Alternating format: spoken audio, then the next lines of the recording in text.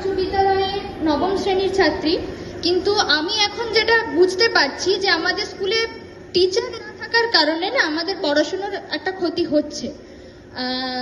ধরুন ইতিহাসের যে আমাদের স্কুলে একজনই টিচার, এবার একজনই টিচার মিলে একদম পঞ্চম শ্রেণী থেকে দ্বাদশ শ্রেণী পর্যন্ত টানাটা খুবই সমস্যার হয়ে যাচ্ছে, যে কারণে আমাদের পড়াশোনার একটা ক্ষতি হচ্ছে। এছাড়াও যে আমাদের ছুটির ব্যাপারটা বলবো, আমাদের ছুটিটা কিন্তু মানে এতটা বেশি হয়ে যাচ্ছে যার কারণে আমাদের সিলেবাস কমপ্লিট করতে পারছে না, যেটা আমাদের পড়াশোনার একটা ক্ষতি হচ্ছে।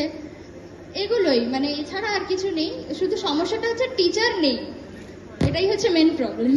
গোটা পশ্চিমবঙ্গে এই সময়ে দাঁড়িয়ে তুমি সরকারি স্কুলে পড়ো, মানে 8,000 স্কুল তো বন্ধ হয়েই গেছে, সেটা তো বাদই দাও, সরকারি স্কুলগুলোতে শিক্ষক মাত্র একজন। মানে এই সমস্যাটা শুধুমাত্র দাসপুরের সমস্যা এরকম নয়, গোটা পশ্চিমবাংলার সমস্যা, যে দুর্নীতির জন্য একের পর এক রিক্রুটমেন্ট নিয়োগের পদ্ধতিতে এত দুর্নীতি, তার জন্য একটা বড় অংশের স্কুল, সরকারি স্কুল বন্ধ হয়ে যাচ্ছে।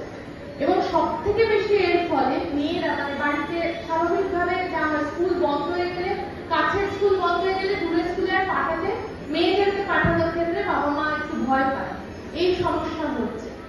তোমার এই যে সমস্যার কথা বললে, এই যে নিশ্চিত তোমার স্কুলে তোমার বন্ধুদের মধ্যে একটা ক্ষোভ বা বন্ধুদের মধ্যেও এই প্রভাব রয়েছে। ঠিক আছে, ধন্যবাদ তোমাকে। আমরা একটু এই অঞ্চলের